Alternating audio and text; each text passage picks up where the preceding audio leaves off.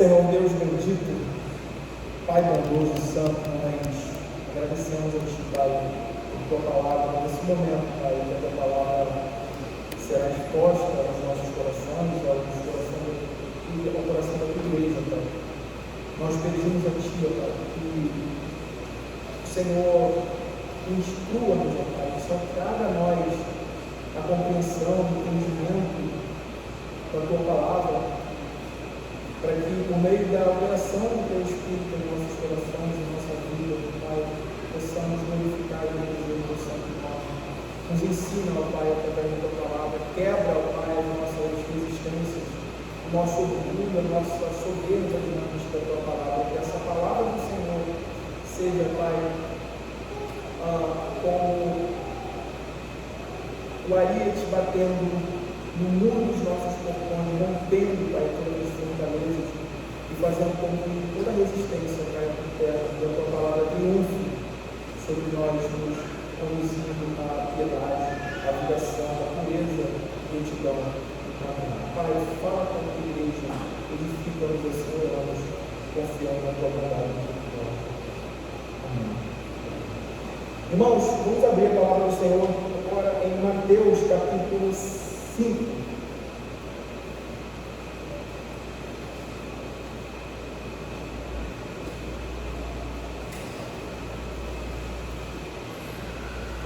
Nós vamos dar seguimento aí à exposição que nós estamos fazendo nessas ocasiões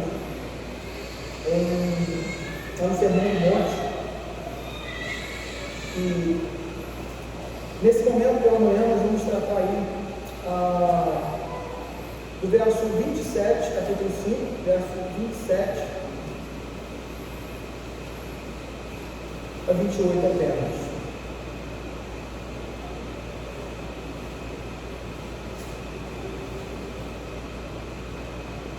Diz assim a palavra do Senhor: ouviste que foi dito, não adulterarás. Eu, porém, vos digo, qualquer que olhar para uma mulher com intenção impura no coração, já adulterou com ela. Segundo o texto: se o teu olho direito te faz tropeçar, arranca-o e lança-o de ti. Pois te convém que se perca um dos teus membros, e não seja todo o teu corpo lançado no inferno. E se a tua mão direita te faz tropeçar, corta e lança de ti. Pois te convém que se perca um dos teus membros, e não vá todo o teu corpo para o inferno. Na última exposição, se os irmãos já acompanharam, nós tratamos aí sobre o sexto mandamento, falando sobre a santidade da vida, falando sobre a perspectiva bíblica que o Senhor traz agora, a correta no caso, né? Acerca da interpretação da lei. Então, nesse momento nós vimos como o Senhor, então, desenvolve o grande tema do seu sermão, acentuando o aspecto da justiça no reino de Deus, mostrando como essa justiça deve ser vista, aplicada à vida de cada filho, de cada crente, como uma justiça que excede muito a justiça dos escribas e fariseus. Você lembra, nós falamos, demos uma ênfase bem grande acerca desse ponto ali específico. O Senhor chegou diante dos seus discípulos, daqueles que o ouviam, ele faz essa afirmação: se a vossa justiça, portanto, para a justiça daqueles que o seguem, dos seus discípulos, se a vossa justiça não exceder muito a desses homens, e esses homens, só relembrando, eram aquilo que talvez pudesse se esperar de mais puro e correto dentro da religião. O Senhor Jesus olha e fala: se a justiça de vocês não exceder muito a desses homens, vocês não podem mudar o céu. E ele então está desenvolvendo esse tipo de justiça, desenvolvendo dentro do seu sermão como o crente agora, em sua união com Cristo, ele deve desenvolver a sua vida no mundo para a glória de Deus. E nessa primeira parte, o Senhor ele procura aprofundar a percepção dos seus discípulos, começando justamente por ilustrar a profundidade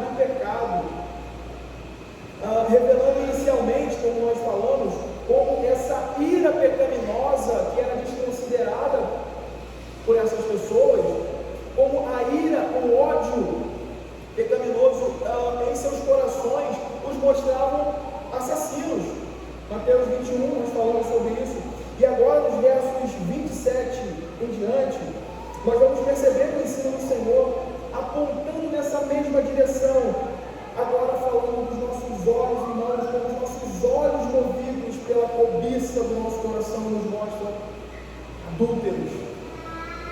Nós vamos perceber aqui que essa dinâmica de contraste que é usada aí, o que foi dito pelos antigos, e o que de fato a lei ensina, ela serve justamente como essa lente que amplia a abrangência da lei, que o Senhor está ensinando ali, né, nesse contexto. Ela amplia a abrangência da lei, atentando para a interioridade, ou seja, para as motivações internas e invisíveis do coração do homem, daquilo que move de fato a sua religião, e não apenas a casca, né, a exterioridade, aquilo que se mostra visivelmente. E aqui, irmãos, o que Jesus está procurando reestabelecer através do seu ensino, na mente e no coração dos seus discípulos, é aquilo que foi perdido por esses homens. É aquilo que foi perdido por esses homens, que é essa percepção do espírito da lei, do cerne, do objetivo, do propósito da lei, porque esse é o ponto específico que o Senhor está trazendo aqui, tratando. Eles esqueceram o princípio da lei, o preceito de Deus, e esse princípio que move, que está presente na lei, e a tomaram puramente como um meio justificador externo, como se eles pudessem, então, por meio da elaboração, nós falamos ali a termo de checklist, né? E ali eles pudessem, então, serem apresentados como justos ou achados justos diante de Deus. Então, se na exposição anterior a ênfase foi sobre a santidade da vida e a honra que se deve ao próximo, agora o Senhor ele vai tratar sobre a santidade no casamento, focando a fidelidade conjugal. Em última instância, aponta aí para o caráter veraz do relacionamento pactual entre Deus, o próprio Deus, e o seu povo. Essas coisas estão aqui sendo trazidas novamente diante dos olhos do seu povo, com uma correta interpretação da lei, atentando para o espírito da lei, não somente para a casca, para a exterioridade, para a execução externa, mas para aquilo que move o coração, para a interioridade, as motivações do coração. E o verso 27 diz, verso 27 e 28, ouviste que foi dito, não adulterarás. Eu, porém, vos digo, qualquer que olhar para uma mulher com intenção impura no coração, já adulterou com ela. Veja o crivo do Senhor sendo já conduzido e aplicado aqui acerca da compreensão e do propósito da lei. E a primeira questão aqui que fica evidente, como na anterior, é a fraude no entendimento das Escrituras, e que por consequência se transmitia a todos aqueles que estavam presentes. O Senhor Jesus ele vem aqui confrontando, contrapondo. Vale ressaltar aqui mais uma vez para aqueles que não acompanharam, o Senhor aqui, ao usar essa fórmula, ao usar essa expressão, visto que foi dito aos antigos, a ideia inicial é essa, não matarás e agora não adulterarás. O Senhor não está contrapondo a lei dada por Deus a Moisés para que o seu povo caminhasse. O propósito do Senhor aqui não é abolir a lei, ele afirmou isso anteriormente, ele veio cumpri-la, interpretá-la, ensiná-la e aplicar a vida prática do seu povo, para que eles saíssem do tipo de hipocrisia espiritual, de hipocrisia religiosa, e entrassem na verdadeira compreensão do seu propósito para o qual eles foram feitos. Então o Senhor Jesus aqui, ele está ajustando essa percepção, e ele faz isso primeiramente por expor o erro. por denunciar o que está de errado e que, consequentemente, tem desdobramentos na vida prática.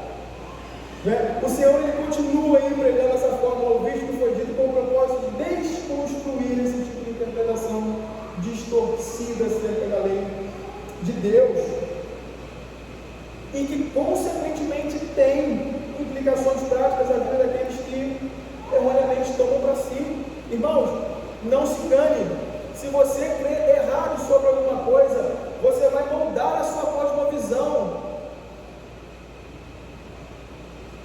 E tudo será construído a partir desses pressupostos de erros.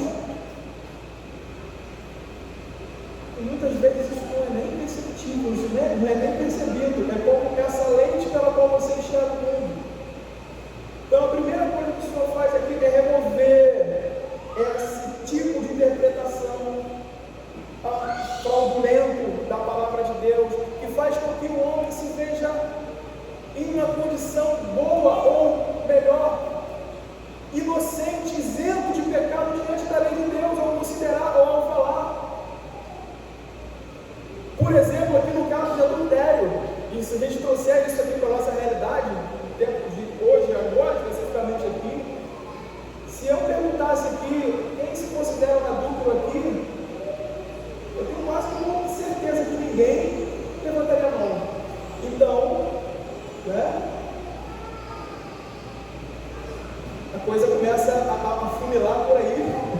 Quando eu estava aqui estudando, preparando esse estudo aqui, parece que você vai sendo esmagado, apertado pela palavra do Senhor, a ponto de você olhar e não ter aqueles escapes de mas isso, mas aquilo. Não, você é colocado diante do fato de quem você é, destituído daquele estado de inocência no qual nós fomos criados. O grande erro, o grande problema dos escribas e fariseus é que eles desconsideraram esse fator, a queda, o pecado, a contaminação, o estado natural do seu coração em rebelião contra Deus, e de que a ação externa não é puramente aquilo que faz com que alguém seja pecador, mas o coração. Quando eu estava aqui olhando, Senhor, como às vezes nós somos hipócritas e fariseus, nos colocamos ao lado desses homens.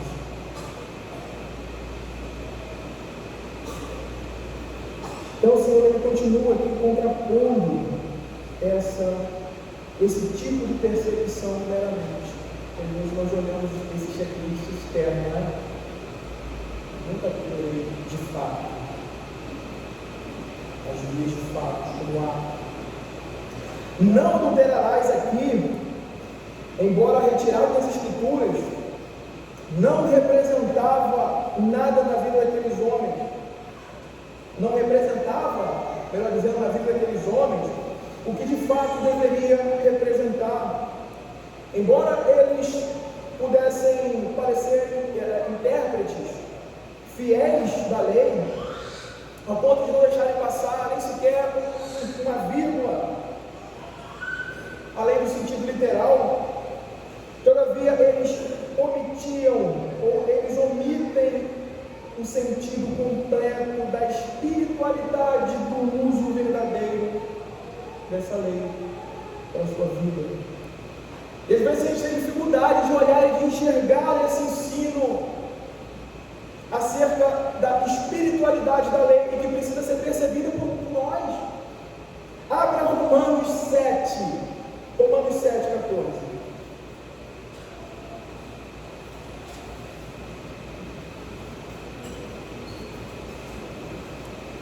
Às vezes o tipo de pensamento farisaico que desenvolvemos na nossa caminhada cristã se dá pela forma da percepção dessa verdade bíblica. Veja, Romanos 7,14: porque bem sabemos que a lei é espiritual, eu todavia sou carnal, vendido à escravidão do pecado. Em última instância, irmãos, a lei é espiritual porque, veja bem, ela não pode ser verdadeiramente entendida e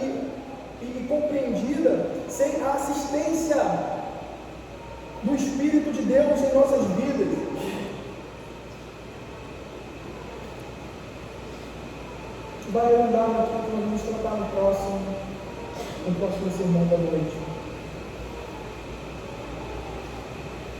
E aqui existe algo interessante a ser considerado.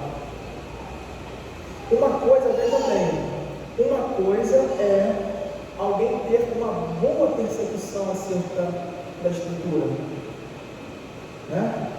Ter um conhecimento extenso sobre ela, a ponto de saber muito sobre Deus,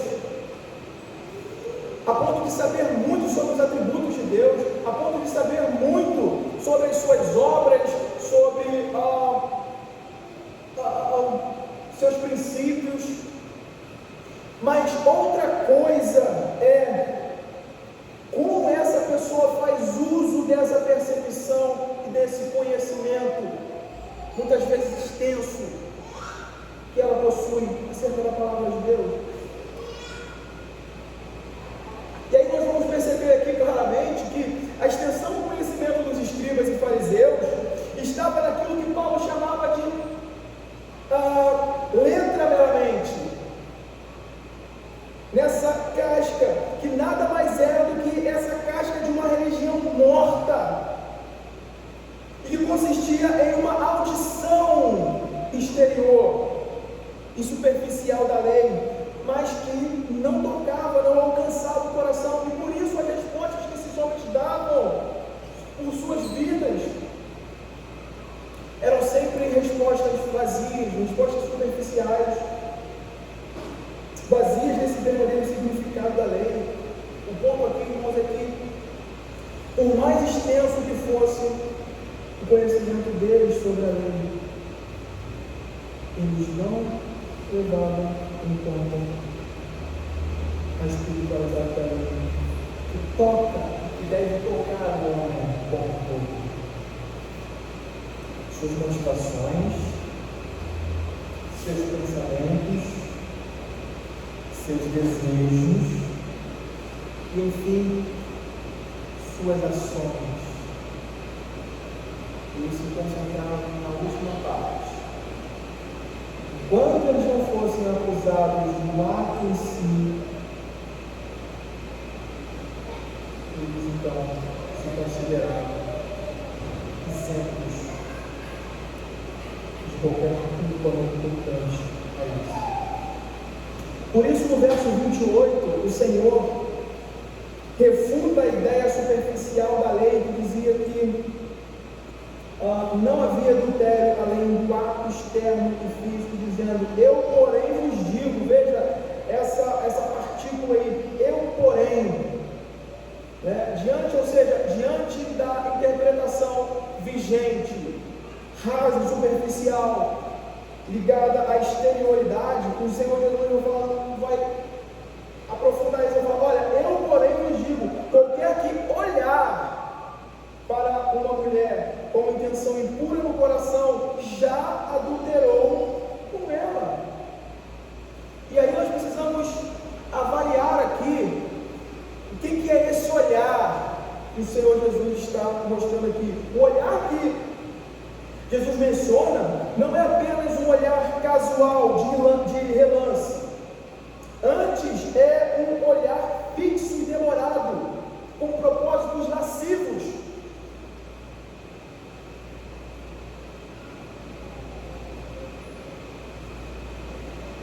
Então, o homem descrito por Jesus aqui é aquele que olha para alguém com o propósito de alimentar seus apetites sexuais interiores, como uma espécie de substituto para o próprio ato em si. Ou seja, não é uma situação acidental, mas um ato planejado, um ato detido, planejado, orquestrado.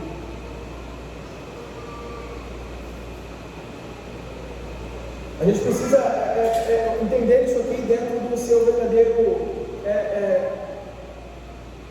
propósito, né?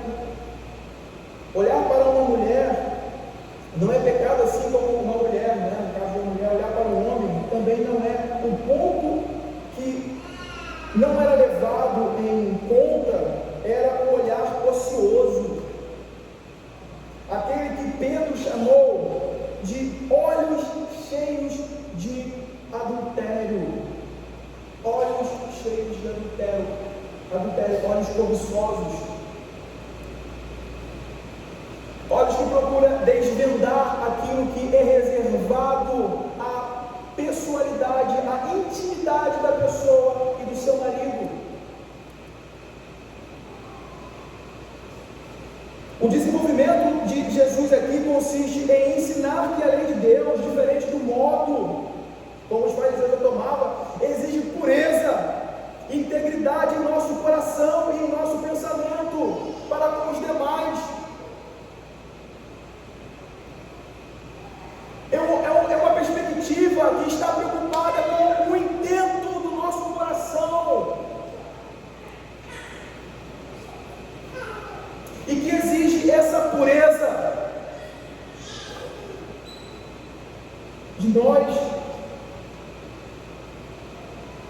Irmãos, nunca é demais dizer o que estamos dizendo aqui. A lei não se limita a apenas às proibições externas, como não cometer atos pecaminosos como adultério, mas também abrange a integridade do coração. Cobiçar no coração já é pecado aos olhos de Deus. Nós nunca podemos tomar esse mandamento assim como nenhum outro, a parte do restante. Esse mandamento aqui está intimamente associado ao 10º. Não cobiçarás.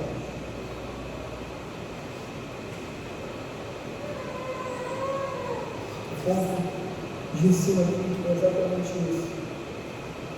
Cobiçar no coração, desejar no coração, olhar para aquilo que não podemos, é tão pecado quanto a execução de algo que é proibido. Talvez a gente dê pouca ênfase, né? Dê pouca importância para esse mandamento, porque às vezes temos, como falamos anteriormente, temos a mesma concepção dos escribas e fariseus, nutrindo a ideia de que esse é um pecado dos outros e que não é um pecado possível a nós.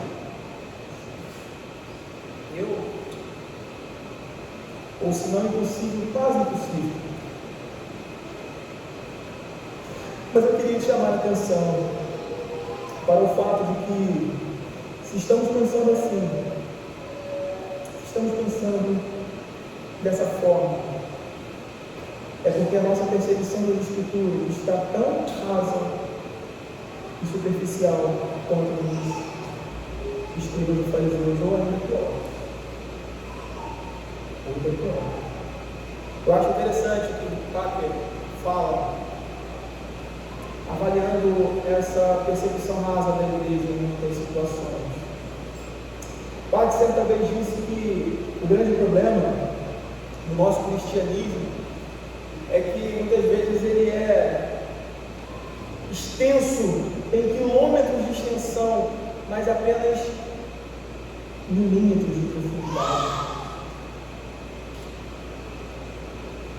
Milímetros de raiz sólida, faz com que nós olhemos para a palavra do Senhor e nos encontremos como de fato nós somos. E aí, eu queria aqui trazer alguns esclarecimentos por meio da leitura do nosso Catecismo Maior, que talvez seja o mais completo de reformados nesse sentido.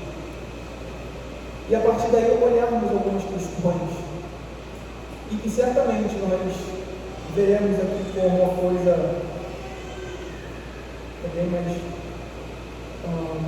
justa do que pensamos. A pergunta 139 do Catecismo Maior do questiona: quais são os pecados proibidos no 7º mandamento?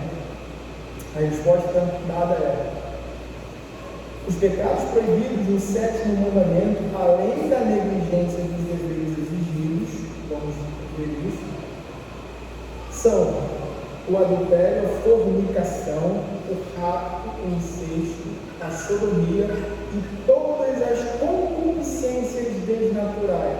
E aí vem todas as imaginações, os pensamentos, os propósitos e os afetos impuros. Continua.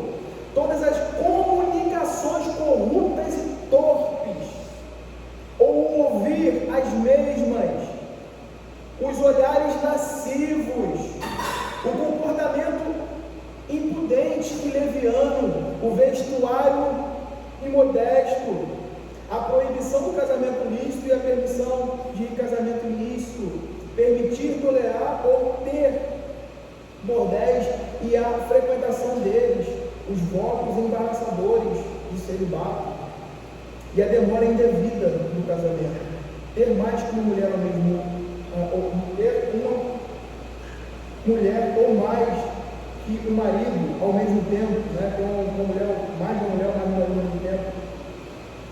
O divórcio é um abandono injusto, a ociosidade, a glutonaria, a bebedice, a sociedade impura,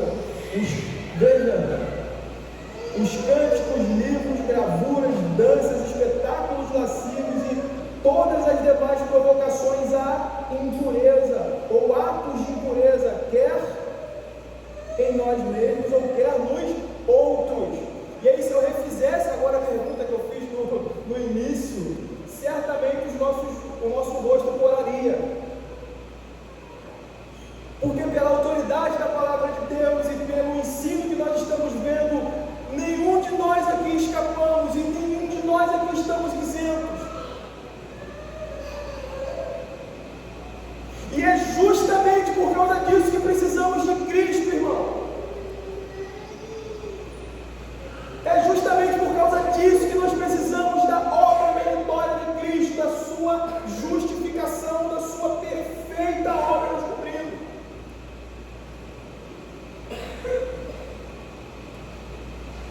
E do seu Espírito nos conduzindo. A confissão disso e o arrependimento disso, diferente da postura desses homens, que se colocavam ali como, parece que eles saíram de outra descendência que não a de Adão. A percepção que se dá é essa.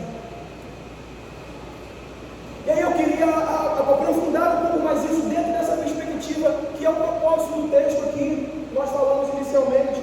O adultério, irmão, é um atentado contra o laço pactual que Deus estabeleceu na família, como uma forma de refletir o laço pactual entre Ele mesmo e o seu povo.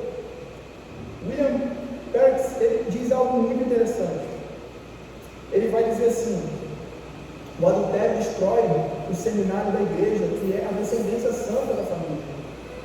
Ele quebra a aliança entre as partes e Deus, rouba o ornamento precioso da castidade, que é um dom do Espírito Santo, desonra o corpo de quem o pratica e os torna templos do diabo, transforma a sua mente e família em um bordel. E por fim, o adultério traz a vingança de Deus sobre os que o pratica, tanto no coração quanto nas ações.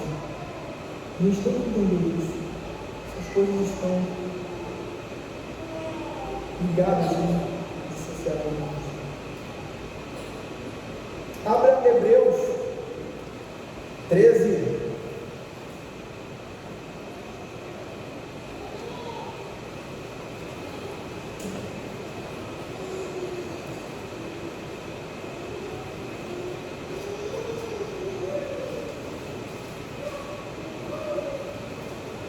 Verso 4 diz assim: digno de honra entre todos seja o matrimônio, bem como o leito sem mácula, porque Deus julgará os impuros e adúlteros.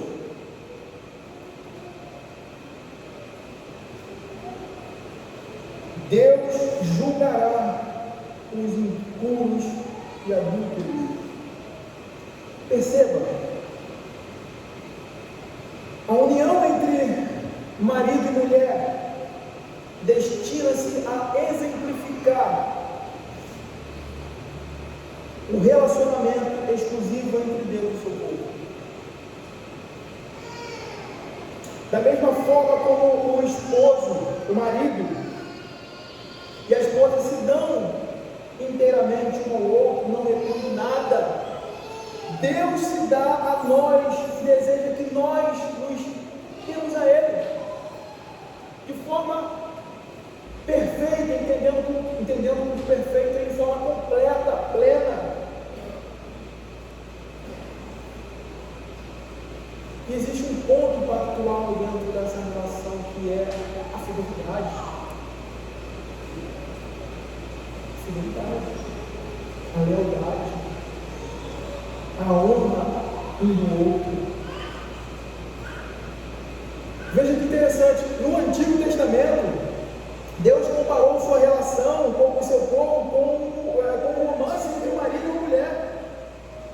E quando os israelitas eles eram infiéis, quando quebravam a aliança de fidelidade com Deus, eles eram culpados de cometer adultério espiritual. Deus os chamava, Deus fazia diante deles essa explanação: vocês adulteraram, vocês agiram de forma infiéis, desleais. Abra Jeremias 3.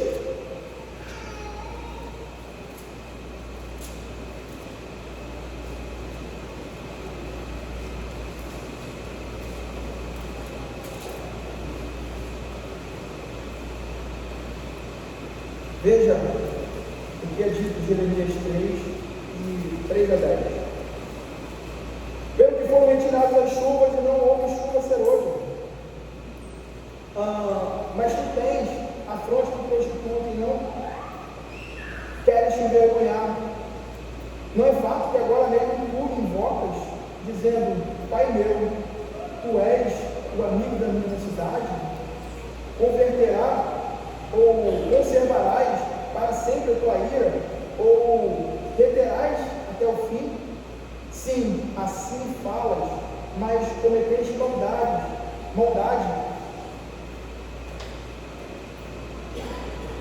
Mas cometeste maldade a mais não poder. Sim, mas o Senhor nos dias do rei Josias,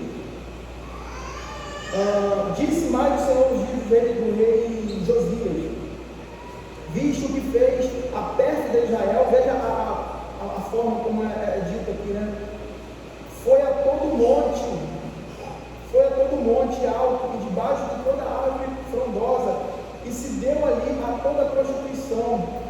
E depois de ela ter feito tudo isso, eu pensei que ela voltaria para mim, mas não voltou. A pérfida irmã de Judá viu isso. Quando por causa de tudo isto, por ter cometido adultério, veja, né? Eu a despedi a pérfida Israel e lhe dei carta de divórcio. Vi que a falsa Judá, sua irmã, não cometeu, mas ela mesma se foi e se deu à prostituição. Veja, aí existem muitos outros textos no Antigo Testamento, como em Oséias, né? Como em Oséias, nós expomos alguma coisa aqui, dentro desse sentido, em Oséias, que apontam para essa relação pactual em que Deus requer do seu povo fidelidade. E veja como a coisa se desenvolve, né? No Novo Testamento, ou melhor, o Novo Testamento, ele aprofunda esse entendimento, definindo o casamento em termos de nossa relação com Cristo. Paulo em Efésios, veja aí Efésios 5, 31. Efésios 5, 31.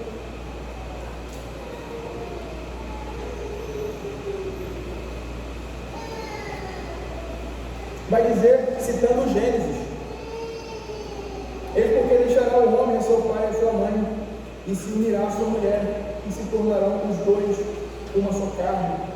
Só que em seguida, ele adiciona esse comentário: veja, grande é este mistério, mas eu me refiro a Cristo da igreja. Mas eu me refiro a Cristo da igreja. Em outras palavras, a união entre o marido e mulher exemplifica a união entre Cristo e a igreja. Irmãos, isso deve, em todos os aspectos, físico e espiritual, em atos e pensamentos, expressar pureza e santidade,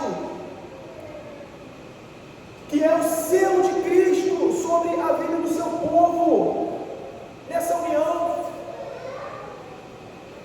Isso deve expressar santidade. Nós não podemos abrir mão disso, irmãos. Nós não podemos abrir mão dessa pureza em detrimento de prazeres, em detrimento de vontades, desejos. Existe uma coisa muito maior em xeque aqui, em jogo. Ele vai tratar mais à frente, mostrando a gravidade da coisa e a seriedade com que deve ser tratado. Isso de forma radical. Se teu olho te faz pecar, foca esse tipo aqui. E se a tua mão, ou seja, se o homem como todo, aquilo que ele vê, aquilo que seu coração sente, aquilo que é aflorado dentro do seu coração em desejo e é executado pelas suas mãos, se isso te faz pecar, arranca, corte e mão fora. Por quê? É melhor perder um desses membros do que todo o corpo ser lançado de fora. Então vamos abordar isso uma vez.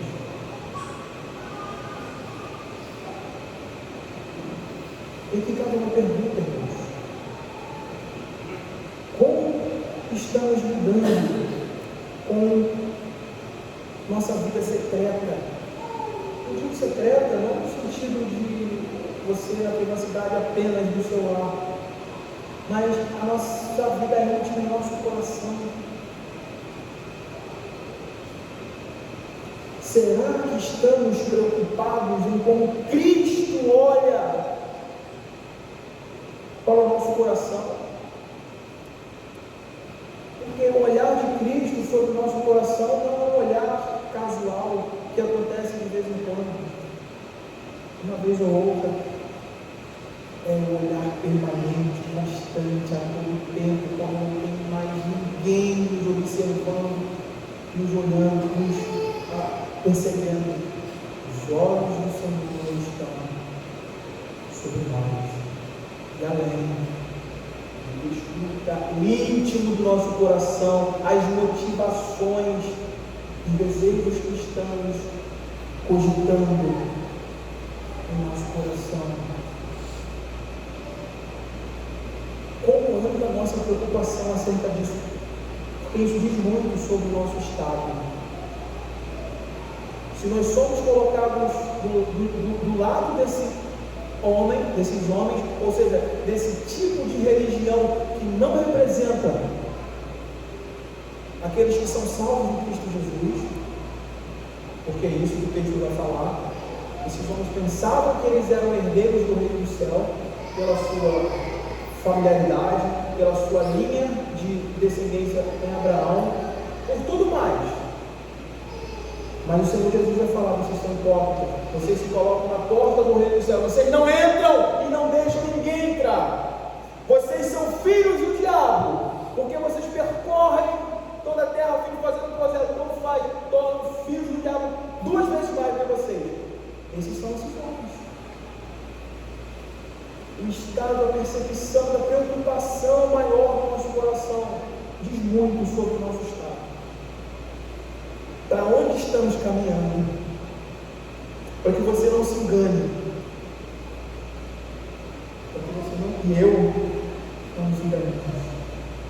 Essa é uma pergunta séria que precisa ser considerada por nós. Considere no seu dia a dia, irmãos, o olhar de Cristo, o olhar do seu Senhor, daquele que você professou publicamente fé, que é o seu Salvador, aquele que esteve pendurado no madeiro, que suportou todo o rigor da ira de Deus. Pense no olhar do Santo Deus sobre você em todos os momentos. Esse é o espírito da lei que deve esmagar o nosso coração e nos empurrar para Cristo.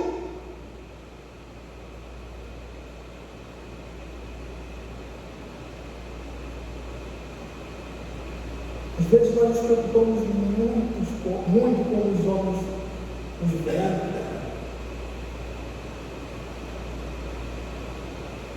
Às vezes nos preocupamos demais com temos apresentado a nossa religião externa, quando na verdade o nosso coração está com uma podridão, cheio de adultério, cheio de assassinato.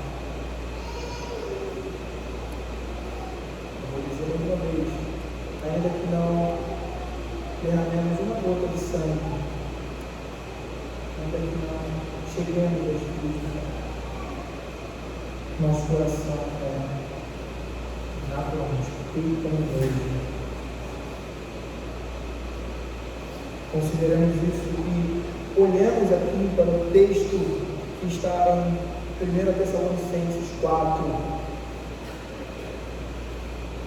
para que nós saibamos o que Deus exige de nós, qual é a vontade de Deus para o seu povo unido a Cristo, na sua relação conjugal, na sua relação entre marido e mulher, como filhos do pacto. O texto diz, 1 Tessalonicenses 4, 3 a 8, pois esta é a vontade de Deus, a vossa santificação, que vos abstenhais da prostituição, o mesmo termo aí utilizado, que cada um de vós saiba possuir o próprio corpo em santificação e honra, não com desejos de lascívia, como os gentios, veja bem, como os gentios que não conhecem a Deus, e que nesta matéria ninguém ofenda nem defraude a seu irmão, porque o Senhor contra todas estas coisas, como antes vos avisamos e testifico claramente, é vingador. Mais uma vez essa realidade é colocada, o Senhor é vingador. Verso 7, porquanto Deus não nos chamou para a impureza, e sim para a santificação. Dessarte, quem rejeita estas coisas não rejeita o homem, ensina a Deus, e também nos dá o seu Espírito. Irmãos, isso que nós estamos vendo aqui tem implicações sérias e importantes para a nossa vida, no tocante à fidelidade, no tocante ao casamento, no tocante à nossa vida familiar. Para o cristão, todo pensamento ou ato de moralidade sexual é um tipo de profanação espiritual, é um atentado direto contra a segunda pessoa da Trindade, contra o Deus Filho.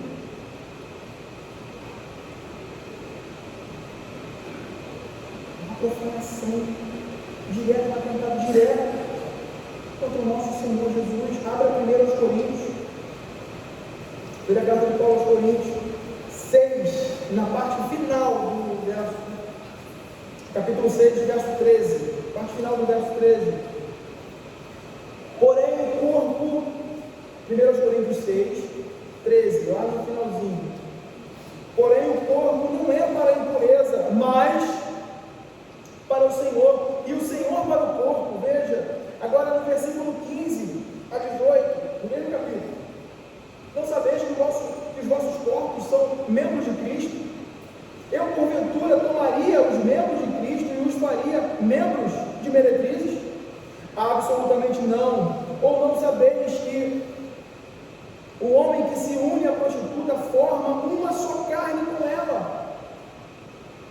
Porque, como se diz, serão os dois uma só carne, mas aquele que se une ao Senhor é um espírito com ele, fugir da impureza. Qualquer outro pecado que uma pessoa cometer é fora do corpo, mas aquele que pratica a imoralidade peca contra o próprio corpo. Irmãos, se é verdade que nosso corpo está em Cristo e é para Cristo, então devemos com toda a diligência vigiarmos todas as entradas do nosso coração, os nossos olhos, nossos ouvidos, os nossos pensamentos e ações,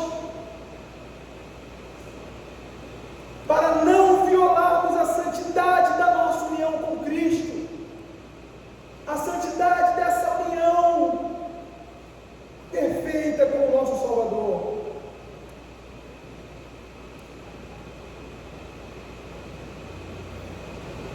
Eu queria chamar a atenção para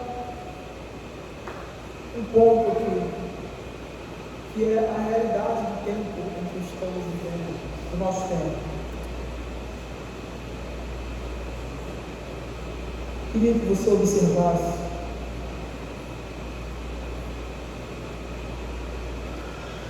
que, como em estudo histórico, tem conhecimento, percebe claramente isso. Embora o pecado ele esteja presente de muitas formas e maneiras em todos os tempos, mas como em nenhum outro momento na história da cultura ocidental, as pessoas são bombardeadas por estímulos eróticos, sensuais,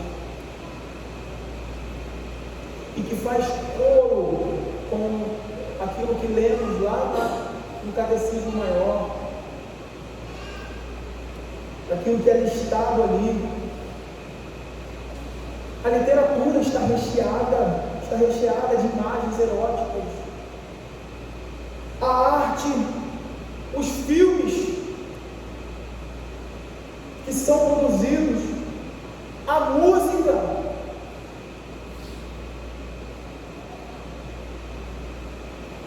cada coisa que não convém nem trazer para a memória, a moda, a forma como nos vestimos, a forma como nós estamos sendo induzidos a nos vestir, que está trabalhando ativamente para produzir cada vez mais sensualidades, e isso tem começado cada vez mais cedo, irmãos, nas nossas crianças.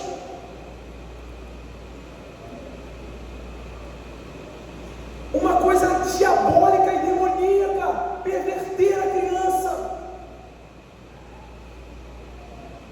Tem situações que às vezes a gente está andando na praça, andando na rua, em determinado shopping, e você olha aquelas criancinhas, você olha para o pai e para a mãe do lado, está imprimindo na vida deles um tipo de erotização, um tipo de sensualidade que não deveriam ter.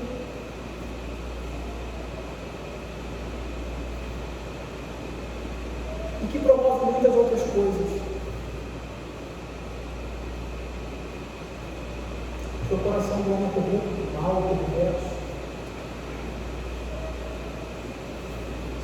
Isso não pode fazer parte da vida da igreja, irmãos. Não anseie em que o seu filho ande de forma moderna dentro desse sentido.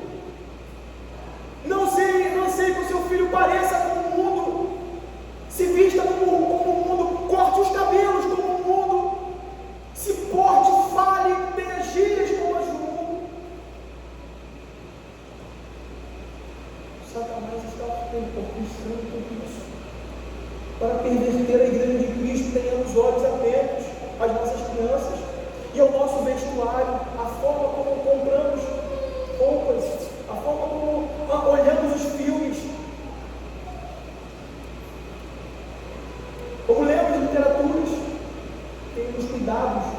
Cuidado com o que estamos consumindo nessa mídia. Cuidado com os seus olhos quando o Instagram está sendo aberto, quando você está ali, Cuidado com os seus olhos. Cuidado com o seu coração. E aí eu faço uso do texto que vamos falar à noite. Se tudo isso está sendo um instrumento de Satanás para te levar a pecar, a transgredir, a desonrar a sua esposa, o seu esposo, e a moldar a sua cosmovisão para permitir com que os seus filhos e a sua família seja construída dentro desse ambiente demoníaco, corte isso, quebre o telefone, jogue fora, faça alguma coisa, porque uma hora pode ser tarde demais. Uma hora pode ser tarde demais. Precisamos ter critérios, irmãos. Às vezes eu fico conversando com a minha esposa, participando de alguns vídeos de estudo ou algumas outras coisas, onde as pessoas não participam da mesma tipo de fé que nós, né? Fé reformada, centrada em Cristo, na palavra de Deus, essa cosmovisão que temos apresentado. Como as pessoas não têm critérios? Não tem critério algum. Critério algum. Pessoas admitem, aceitam que os seus filhos menores se relacionem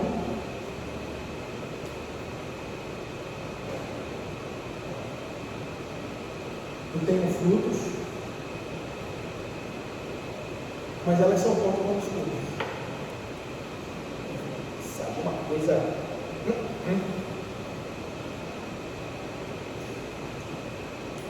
Você fala do estudo cognitivo inicial, parece que é um bicho de 7 cabeças. Agora, você falar de um adolescente ter relação com o outro, é normal. Tem critério. Um adolescente usar roupa sensual,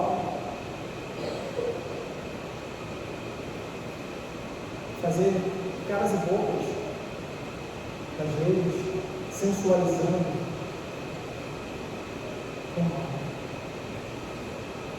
Não tem critério. Isso é terrível. Isso é terrível. Nós não podemos ser assim. Nós precisamos ter critérios. Lembre-se que de passar o conteúdo que você consome, o conteúdo daquilo que você almeja, o conteúdo, enfim, de todas as coisas na sua vida, pelo crivo de Filipenses 4. Abra Filipenses 4.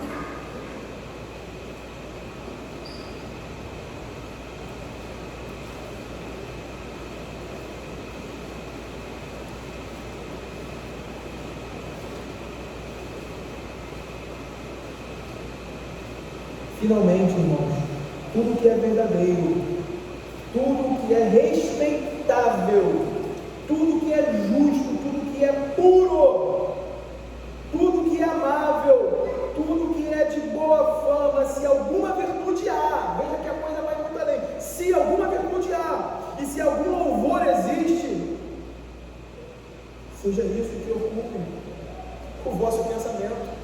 O padrão é muito alto, irmãos. É esse padrão que as Escrituras, que o nosso Senhor que nos salvou requer de nós nessa união, nesse casamento entre Cristo e a igreja. É esse o padrão, que a sua noiva, que o seu povo conserve no seu coração, na sua mente, tudo que é amável, tudo que é desejável, ou seja, tudo que expressa Cristo.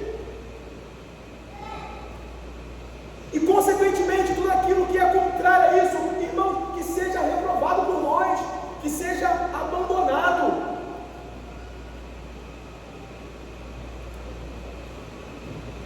E o texto das Escrituras também vislumbram isso. Abra Efésios 5, 3 a 6.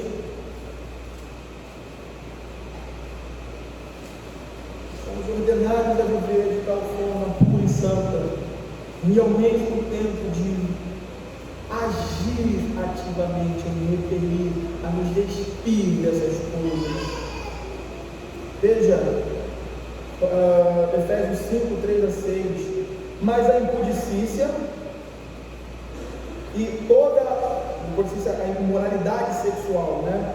Mas a impudicícia e toda sorte de impureza ou cobiça nem sequer se nomeie entre vós, como convém a santos, nem conversas torpes, nem palavras vãs ou chocarrices, coisas essas inconvenientes. Antes, pelo contrário, ações de graças. Sabei, pois, isto: nenhum incontinente ou impuro ou avarento, que é idólatra, tem herança no reino de Cristo e de Deus. Ninguém vos engane com palavras vãs, porque por essas coisas vem a ira de Deus sobre os filhos de desobediência. Mais uma vez, a ira de Deus nos é solicitada aqui. Isso é algo suficiente para que os nossos olhos estejam alertas, os nossos ouvidos atentos, quanto à seriedade e à gravidade do tema que estamos tratando. Para que não venhamos a agir como os fariseus e escribas, de forma rasa, superficial, achando que estamos bem com Deus e com a sua igreja. Crivo precisa ser o crivo das Escrituras. Nós precisamos nos lembrar disso. Somos o povo de Deus santo. Não foi falado aqui, um Deus 3 vezes santo, que é o nosso Deus. Por isso, o cogitar do nosso coração importa. Nossas motivações internas contam, tanto quanto as nossas ações espirituais. Eu queria concluir aqui com algumas aplicações diretas da nossa vida. A primeira coisa que eu queria dizer é que o adultério é um pecado possível a nós. Diante de tudo que vimos, diante de tudo que observamos aqui, é um pecado possível a nós. Então, não devemos tomá-lo como um pecado dos outros, um pecado dos ímpios, dos homens que não temem a Deus, mas uma realidade que está diante de nós. E a base para isso é entendermos essa realidade. Desde que o nosso coração se degenerou em Adão, nós temos que lidar com a inclinação cobiçosa da nossa natureza, que é algo que está presente em nós. E confessarmos, irmãos, quando tomados por pensamentos impuros, por pensamentos e por desejos impuros, que pecamos.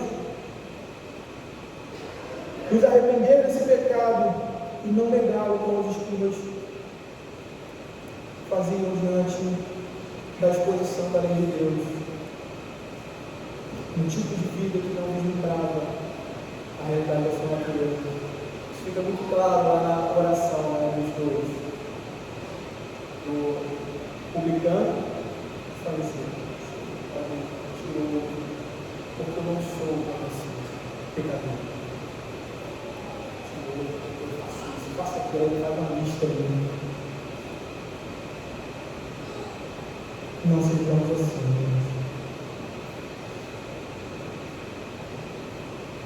As pessoas têm sua maioria, uma tolerância aos pecados interiores muito grande. Ela tem uma tolerância muito maior do que os pecados externos. E isso mostra alguma coisa. Isso diz alguma coisa. A verdade é que às vezes estamos menos preocupados com o pecado no coração, porque ninguém mais sabe sobre Deus. Pelo menos assim pensamos. Isso não é verdade. O Senhor, aquele que pode lançar tanto o corpo quanto a alma, o homem como o olho do inferno, ele vê, ele sabe. É por isso que as Escrituras também nos orientam. Não tem mais os homens que podem matar o corpo, mas nada mais pode fazer a luz. Temei ao Senhor. Esse é o senso da vida cristã, de temor, de que estamos andando, conduzindo as nossas vidas diante de Deus Santo, que tudo vê, até as cogitações internas dos nossos corações. E aí eu não poderia deixar de tocar nesses pontos, né? Às vezes isso passa batido. Não é raro, mesmo entre os cristãos, homens e mulheres que consomem conteúdos pornográficos, mas que se veem como bons maridos ou boas mulheres, pois afinal de contas não chegou a vida de fato com nenhuma outra pessoa no seu marido, ou com outra pessoa do cara.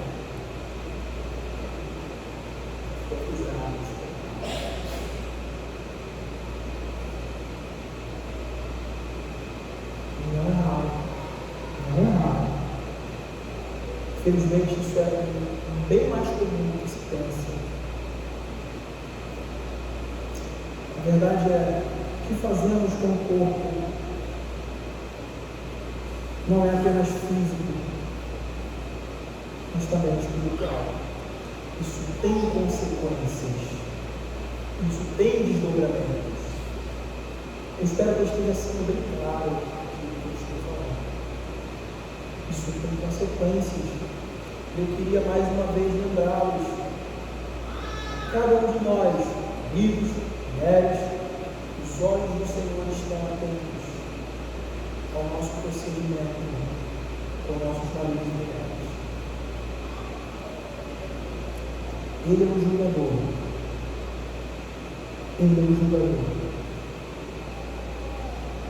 Precisamos, irmãos, nos livrar dessa percepção mortífera, dessa percepção maldita, representada pela percepção farisaica de que só estamos em pecado se Jesus descobrir. Como aquela situação, eles apanham lá uma mulher, e é interessante, João 8. E aí, quando chega ali diante do Senhor Jesus, eles vão para testar Jesus, para achar que é pisar. Fala, o autor aí coloca que os fariseus disseram, as palavras deles, para ser apanhado em ato de adultério, eles não tocaram.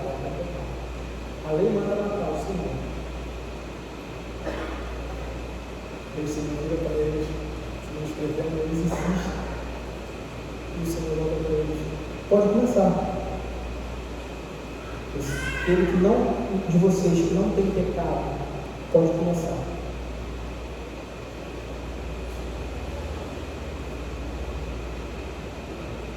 Agora pega um lado, agora pega do outro, desde o mais velho até o mais moço. E aí o texto embaixo vai dizer, porque a sua consciência reprovada,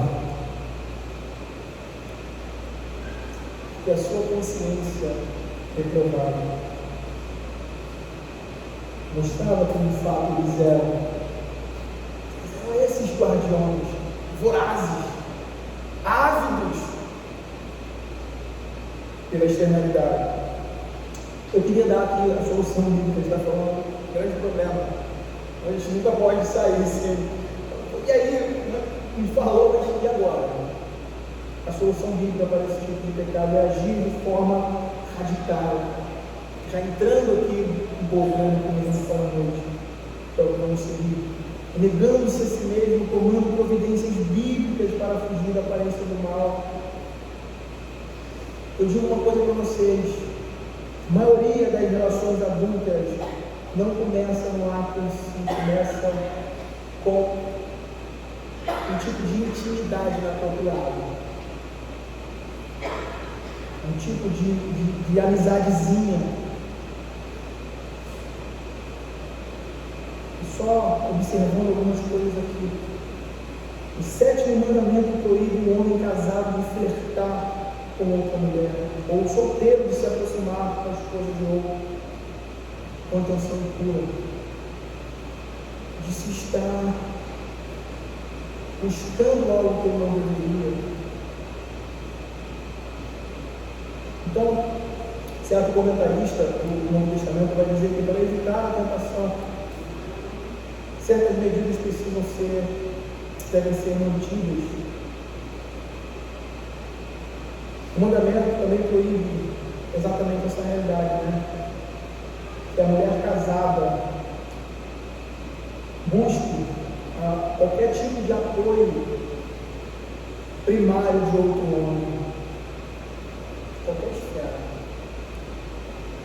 mas que ela esteja ligada a ele, sujeita a ele, que é a autoridade de Deus sobre a sua vida. A segunda perspectiva aqui de aplicação que eu queria trazer é que cada mandamento entregue pelo Senhor ao seu povo, ele protege, ou deveria proteger algo superior a ele mesmo. Por exemplo, como já mencionado, o 26º mandamento, não matarás, protege a vida daqueles que foram criados à imagem e semelhança de Deus. Portanto, o 7º mandamento também protege algo, nesse caso, protege a santidade do matrimônio e da família, e consequentemente de toda a sociedade. Veja as proporções disso. Precisamos estar ativamente, plenamente ativos e envolvidos em nossa missão como cristãos, com esses que estão unidos a Cristo como Senhor. Eu queria ler aqui algumas palavras de Adam Smith, orientando a igreja a como combater esse pecado. Ele diz assim: apresenta algumas regras e sugestões para se evitar esse tipo de pecado. Cultivar o senso habitual da presença divina, aquilo que acabamos de falar. Percebendo que os olhos do Senhor estão em todo lugar, contemplando os maus e os bons. Provérbios 15:3. Segundo, manter uma estrita vigilância sobre os sentidos, pois com muita frequência esses são as avenidas que, ao invés de permitir a entrada de correntes agradáveis para refrescar, em geral, deixam entrar barro e lama para poluir a alma. Faça algum pacto com seus olhos, como diz lá em Jó 31:1.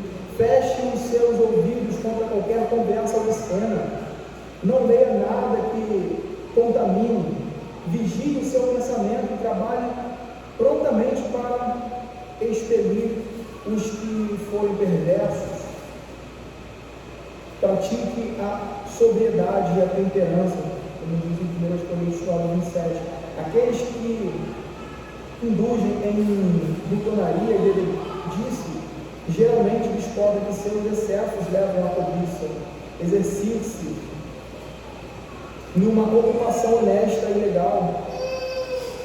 Está provado que a ociosidade é tão fatal a muitos como a intemperança a outros. Evite a caminhada com os perversos. Dedique-se muito à oração fervorosa, implorando a Deus que limpe o seu coração, para que você viva para a glória dele. Eu não sou muito fã desses passos, né? Deus nos dá 4 passos, mas a palavra de Deus, quando lida e entendida corretamente, ela nos dá diretrizes eficazes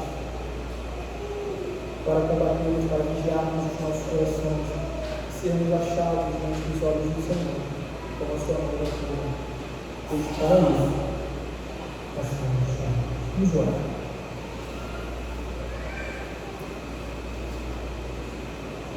Senhor Deus e Pai, nós somos gratos, Pai, por recebermos as exortações das Tuas palavras. O nosso coração, Pai, mesmo que treme, se regozija, Pai, por sermos instruídos de tal forma, porque reconhecemos a nossa filiação no Senhor. E o Senhor nos trata segundo as Tuas misericórdias, nos conduzindo à pureza, à retidão. Pai, te pedimos que a Tua igreja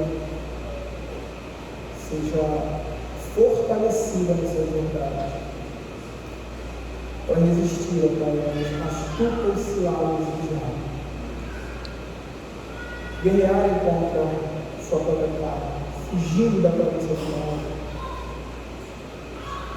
e contra as ofertas do mundo. Que o nosso coração, Pai, seja um coração